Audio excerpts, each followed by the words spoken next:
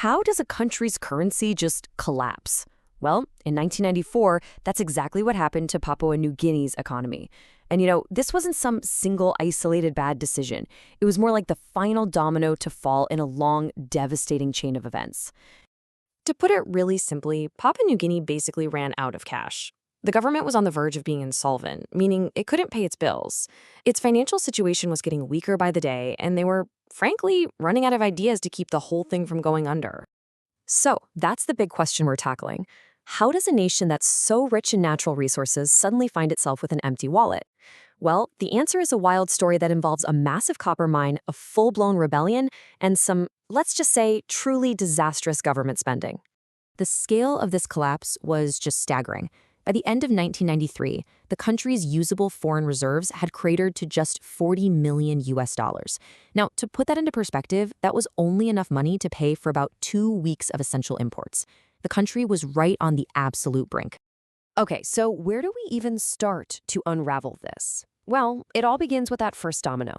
The sudden shutdown of a copper mine that was, and I'm not exaggerating, the very engine of Papua New Guinea's entire economy. I mean, just look at these numbers. They really show you how critical this one mine, the Panguna mine, really was. Think about it. A single operation was generating nearly half of the whole country's export earnings, and it was providing up to a fifth of all government revenue. It wasn't just part of the economy. For all intents and purposes, it was the economy's engine. And then, almost overnight, it was gone. In May of 1989, a violent conflict forced the mine to shut down completely.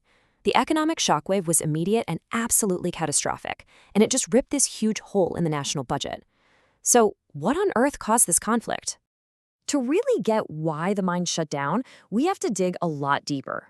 See, the root cause wasn't just a simple economic dispute. It was actually decades of simmering tension on the island of Bougainville, which is where the mine was located. For years and years, the people of Bougainville felt like they were getting a raw deal. They watched their land get destroyed and polluted by the mine, while almost all of the money flowed straight to the central government and a foreign company. On top of that, they felt culturally very different from the mainland, and their complaints, they were just ignored for decades. This wasn't just about money. It was a powder keg of inequality and identity just waiting to blow. And this, right here, this gets to the absolute heart of the problem. It was a fundamental clash of worldviews. The government, using old colonial-era laws, basically said all the minerals belonged to the state. But for the people of Bougainville, the land and everything in it was an ancestral right, something that was theirs, that couldn't be taken away. This one single disagreement was the flashpoint for the whole conflict. And the human cost was devastating. It's estimated that between 15,000 and 20,000 Bougainvillians died during the Civil War.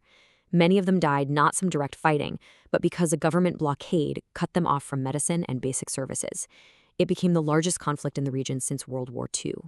So, with your single biggest source of income just gone, and now you're facing a really expensive civil war, you think the government would, tighten its belt, right? Well, nope. They did the exact opposite, and in doing so, they poured gasoline on an already raging fire. Okay, so at first they did try a little austerity in 1990, but that didn't last long. They started hoping that new mining projects would magically fill the gap, so they launched this dash for growth. They went on an absolute spending binge, cutting taxes, jacking up public servant salaries, even getting rid of school fees. All these popular moves that they just could not afford. By the time they tried to slam on the brakes in 1994, it was way, way too late.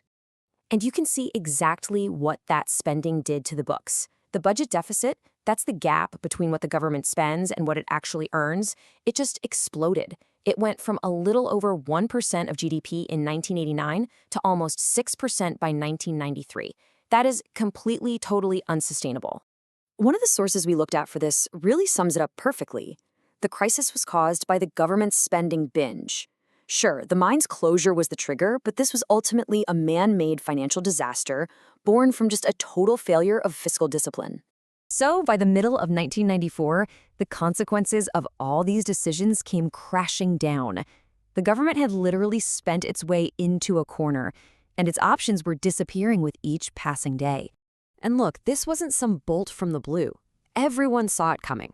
The Bank of Papua New Guinea, the World Bank, the IMF, they were all screaming from the rooftops, issuing these crystal clear warnings that a financial collapse was about to happen. But the spending just kept on going. For years, Papua New Guinea had what was called a hard Kina policy. They wanted to keep their currency strong and stable. Think of it like a promise. But to keep that promise, the central bank has to be ready to step in and buy its own currency using its stash of foreign money, like US dollars. That props up the value. The problem, their stash of foreign money was almost completely gone, which made the promise impossible to keep. And that brings us to the breaking point, the final, painful decision. With the treasury pretty much empty, the government had to finally face economic reality, and its prized hard Kino policy had to go. So they were left with a really stark choice. Option 1, try to defend the Kina's value. But you needed foreign reserves to do that, and they didn't have any. Option 2, float the Kina, which means just letting the free market decide what it's worth.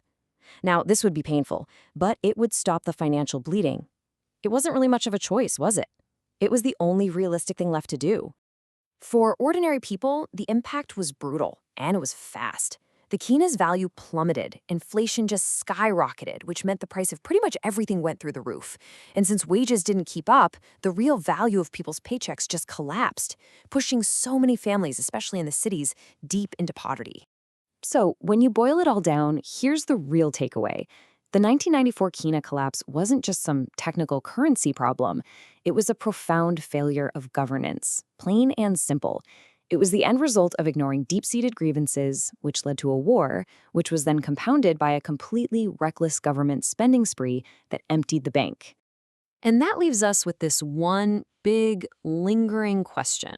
In recent years, Papua New Guinea has again started to show some signs of an overvalued currency and shortages of foreign exchange, an eerie echo of what was happening right before 1994. It really makes you wonder, have the lessons of this devastating crisis actually been learned? Well, that remains to be seen.